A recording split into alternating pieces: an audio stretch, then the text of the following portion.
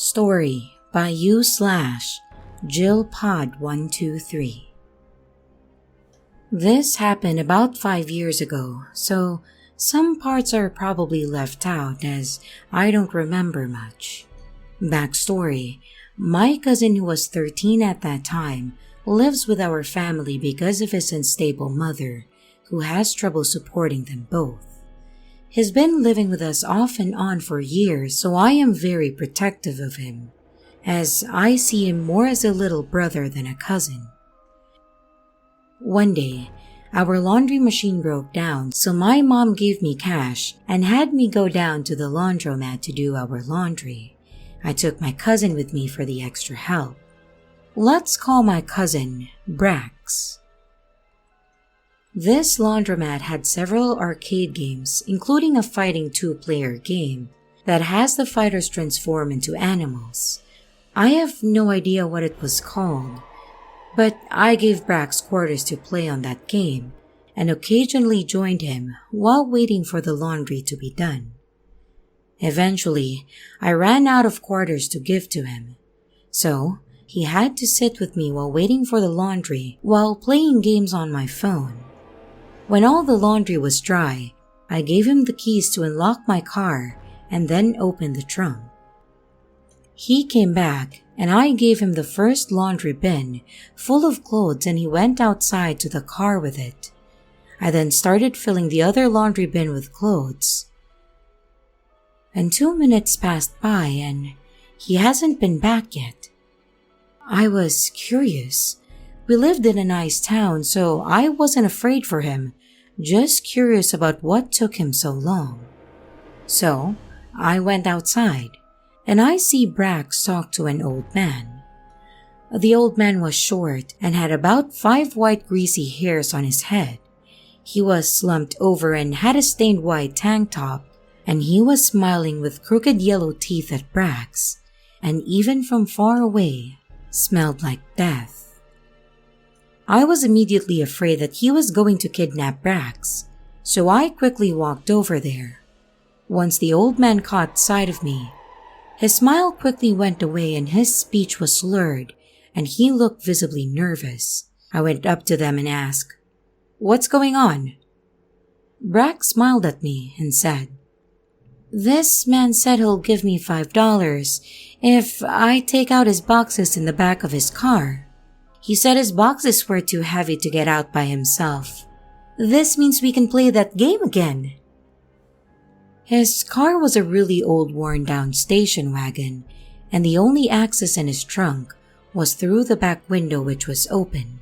The handle on the trunk was visibly broken, and when I looked in there, I could see that the boxes were pushed all the way in the back, so if Brax were to get them out, he would have to crawl in there and push them out.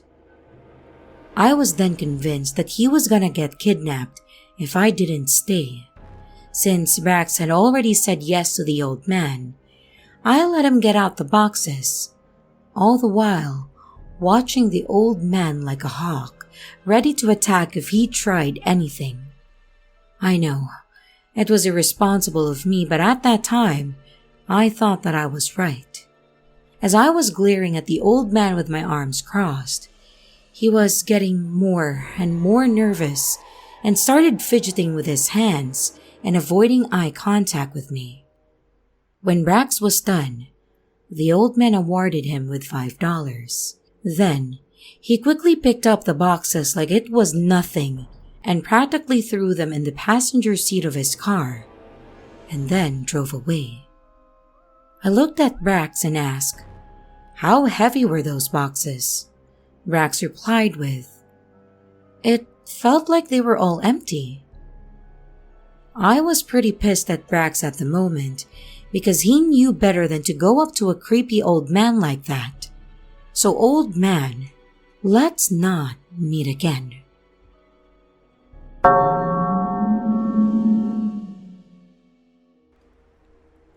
Story by u/Caddy64.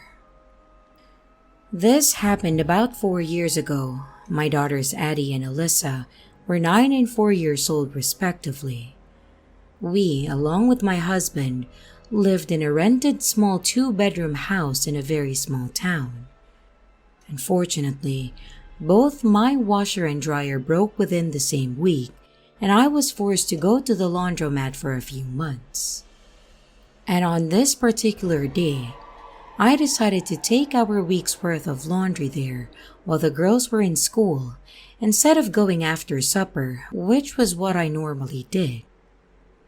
Once I arrived and hauled in the 3 big hampers, I realized that I was the only person there.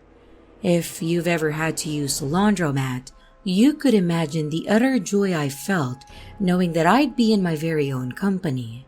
No strangers to make small talk with, no awkward silences, and no waiting for machines. It practically never happens, so I was stoked. Anyway, I'd brought a book to read, and time flew by in silence while my clothes washed. Once they were finished, I threw them all into dryers, still surprised and thankful that nobody else had come in. With all the counter space I had, I folded all the clothes into neat piles, each according to person. So I had piles stacked for each daughter, then my husband, and myself. I was still waiting on one last load of clothes to dry when I heard the ding of the front door opening. I looked over and watched a slim man with a heavy jacket walk in and go straight towards the vending machine. He had no laundry with him. At first, I thought he was just coming in to buy a drink or snack, but it became evident that something wasn't right with this man. He was mumbling to himself in an Irish accent, words that I couldn't make out but seemed to be angry in tone. He took off his jacket, only to turn around and put it back on. He did this several times, mumbling to himself the whole time. I'd make out words like, "that girl," and "looking at me," so I thought he could be speaking about me, and it made me very nervous. So I grabbed my purse and phone and went out the front door to have a cigarette. I called my sister and told her about the man and his strange behavior. We both agreed that he was either on some sort of drugs or had a mental illness, and she offered to meet me at the place so that I wasn't alone. But since my last load of clothes were likely dry by then, I told her that I was going to pack and leave. When I walked back into the laundromat, I breathed a sigh in relief when I saw that the man was no longer there. He must have walked out the back door.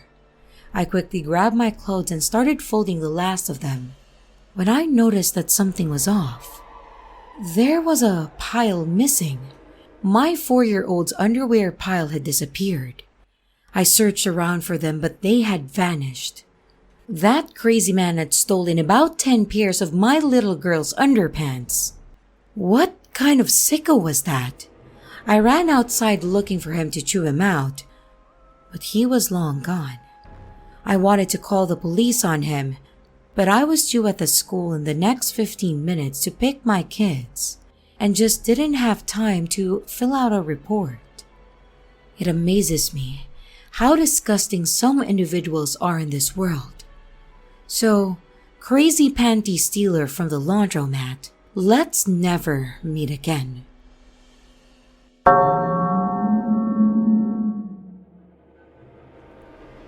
Story by u/cuttinggirl78. After college, I had a low-paying job for a while, so I lived in a rough neighborhood. One sunny Saturday afternoon, I'm at a crowded laundromat. Since I brought all of my linens and comforter, in addition to the usual amount of clothes, several hours pass. By now, the sun is going down, and one by one, people are finishing up and leaving, until it's just me. It's now full dark outside and still about 40 minutes until my comforter will be dry when a huge man walks in. Even though I'm above average height for a woman, this guy is easily 6 inches taller than I am. And you guessed it, he doesn't have any laundry with him. The hair immediately stands up on the back of my neck, and I square up my shoulders to my full height and look at him with my best attempt at a bitch face, with the idea to convey something like, "Hey man, I will pick you out of a lineup." He must have taken this as some kind of invitation, because he starts saying really crass things while laughing and smiling and asking if I have a boyfriend. When I don't reply, he then starts walking around the island of washers in the middle of the room to get to me. At the same time, I'm walking around the other way so we are no closer to each other. Unfortunately, this puts me at the back of the place out of view of any windows, and him closer to the door. He then flashes a big grin and then locks the door. At this point, I'm plotting what to do next. My keys are in my pocket, and I can put my keys in between my fingers to try to use it as a weapon, or I can have my car key ready to unlock the door as fast as possible to get away. I decide to try and run for it since he has a major size advantage and would probably overpower me anyway, with my backup plan to cause as much damage to him as possible if he gets me anyway. Visualizing myself ripping out an eye or biting a chunk out of anything that I can reach. All of a sudden, he runs at the center of the island of washers and vaults over to try and grab me. I am in full flight mode now, and I swear I could feel my adrenal glands rocket out the adrenaline blast that must have had me set a land speed record. Somehow, in what felt like a millisecond, I'm at the door to the laundromat, lock unlocked, out the door, at my car driver's side, car door unlocked, inside car, and ignition on. But he is there too, grabbing at my arm as I'm flooring it, peeling out, tires squealing, like a maniac with him still holding onto the door after losing grip on my arm. With my car door wide open still, but getting away, he's pounding on my trunk until I'm far ahead, and in my rear view, I see him still running after my car. This is pre-cell phones, and I drive to my friend's house, probably blowing through stop signs. I really can't remember the drive. I bang on my friend's door and she lets me in. I tell her what happened, and we call the police and I file an incident report. The police and my friend and I go to the laundromat to collect my stuff, and I finally go home. It turns out that the guy had a warrant out for his arrest for aggravated assault and some drug charges. And I never saw him again, and I hope no one else has either.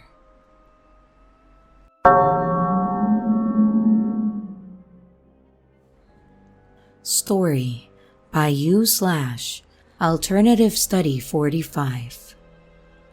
Just a little context. I'm a female college student who recently moved into a house with a roommate.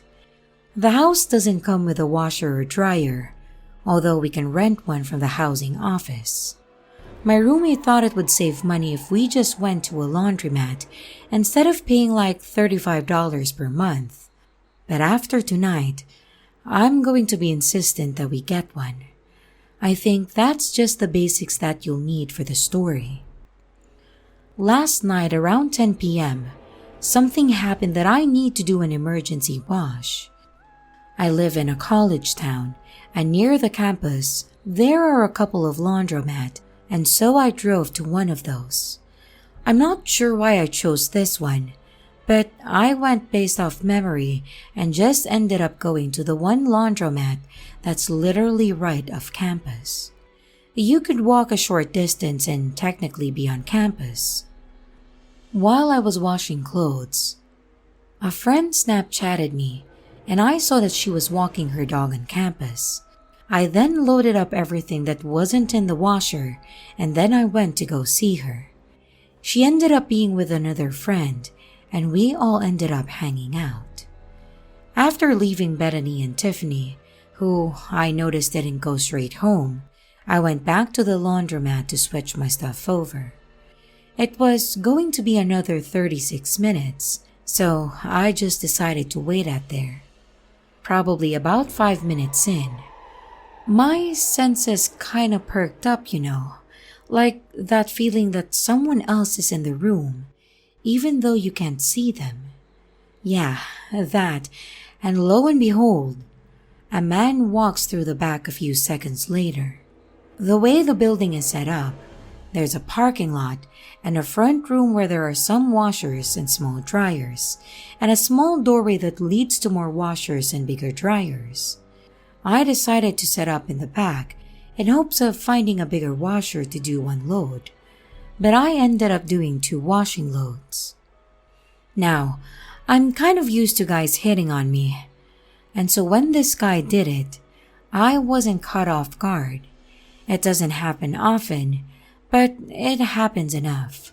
So I do my usual routine of lying about myself and stuff like that. Unfortunately, Mr. Blue Shirt was persistent, and so I had texted Betty to call me. So I'm using the phone call as an excuse not to talk to him, although that didn't stop him from trying. And while I'm on the phone, I'm trying to signal Betty to come to the laundromat. I could finally go outside under the impression of getting my laundry basket, and I straight up tell Betty to come. She and Tiffany weren't too far from me and came right away. And the entire time that I was on the phone, I stopped looking at Mr. Blue Shirt.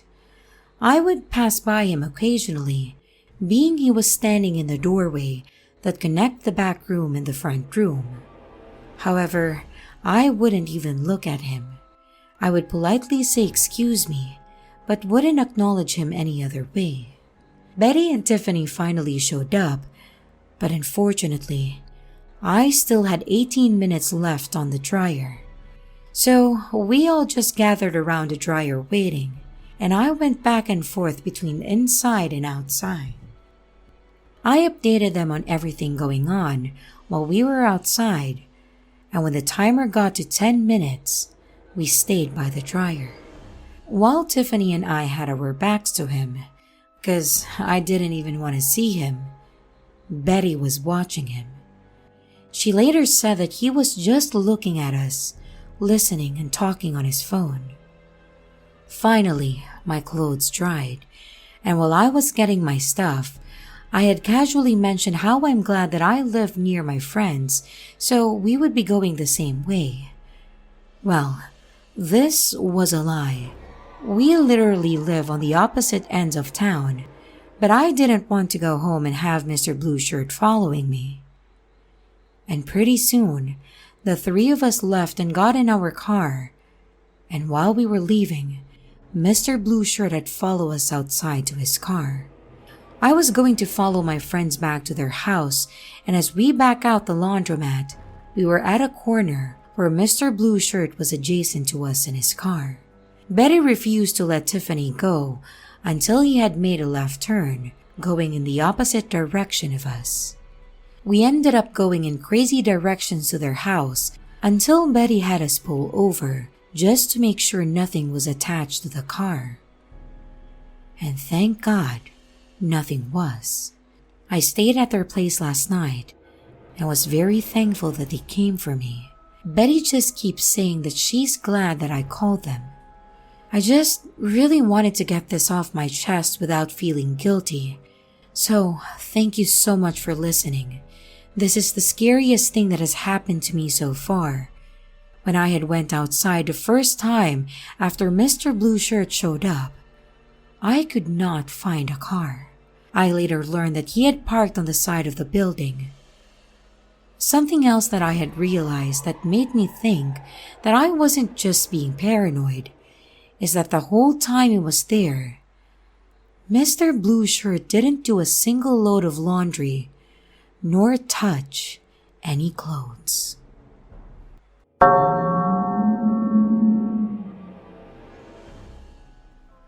Story by u/Solar Opposites. A handful of years ago, my washing quit working, And as a mother of 2 young boys, this is practically a minor emergency. So, I pack us up and head to the nearest laundromat, boys in tow. The kids are being kids, watching the laundry go around in the machines, playing with their little cars that they brought in, etc. The owner of the laundromat, a middle-aged Asian man, comes out and starts talking to them. Not in a creepy way, but he's clearly entertained by them. He gives them small candies, a quarter for the little quarter machines and etc. I thought he was being nice until he started talking to me. He began telling me how lucky I am to have 2 boys, which I of course agreed with. But then he starts telling me how his wife only gave him daughters and how shameful it was to him to have daughters. At first, I think this guy is kidding around, but the resentment is practically erupting through his pores. He starts telling me how he wanted to find a new wife that would give him sons. And at this point, my husband walks in. I think he was nearby in the strip mall anyway, and stopped to see if I needed help. Does this deter the man? Not one bit. He actually congratulates my husband on having a wife that gave him sons, and starts lamenting to him all the woes of having daughters. I start packing everything and everyone up because it's honestly just getting creepy. And as we are leaving, this man says to my husband, "How much for her? I'll give you $10,000. We blow him off because surely he's kidding. And as I'm halfway out the door, he comes back with a higher offer, at which point my husband tells him to chill. We're very easygoing people, so we don't get all high-strung, and there were definitely some cultural differences that we didn't want to insult. But, laundromat man, I sure hope you learn to love your daughters. And also, learn that it's not your wife's fault for giving birth to girls. But let's not ever meet again."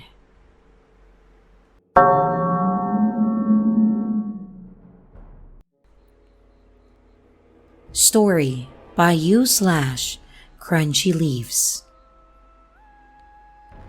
This has nothing on some stories that I see on here, but it had my adrenaline full throttle. I'm a thin, athletic white guy, 5'9", and not the most intimidating presence. But I happen to have a nice bulky coat on that probably added some uncertainty. Also, my savior, because as mentioned, not a bear, would be my situational awareness.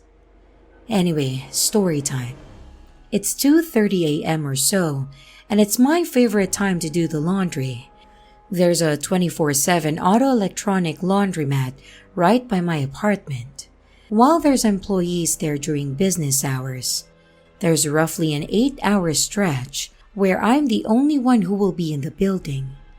And I'll occasionally see an old-timer at around 4:30 or 5 a.m., but usually only on Sundays, which I avoid. It's literally a half-mile from my place. I zip down there, and it's a cold night, well below freezing. I toss in my clothes, soap, and swipe the laundry card. And then I go on my way to grab gas, milk, deposit at the bank, and back to my apartment to bring some things inside from my car. I do some dishes, and then I decide to head back down. I'm usually playing a video game while running my laundry, or just procrastinate. My stuff will sit for up to an hour sometimes, and there's no one there, so hey. Well, not this time.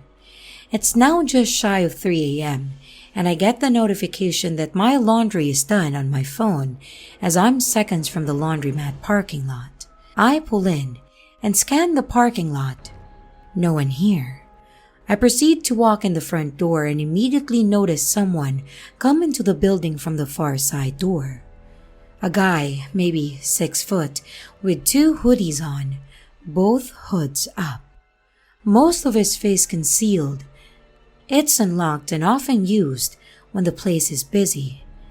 But there was no car there. There is a bathroom in the place though. As I walked to my machines, which is about dead center in the building, I thought this person had quickly bolted back outside. Then, I noticed him again. I think he ducked, still, just by the door. Mind you, we had 2 islands of laundry machines between us. He starts up the near wall, which is on my left, and I'm watching him at this point. I was hoping he'd needed to use the bathroom, but he hurried past it. Not a run, but a very quick walk, and now he's up on the opposite, nearer corner of the laundry machine strip.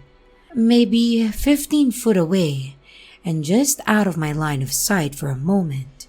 I didn't want to trigger the guy who appeared scared, so I continued shoveling my wet clothes into the laundry cart. The adrenaline begins trickling, and the hair on the back of my neck goes up. Before rounding the corner and crossing back into my vision, he had hesitated. I eventually turned my head to rotate back, and he kind of popped into the picture.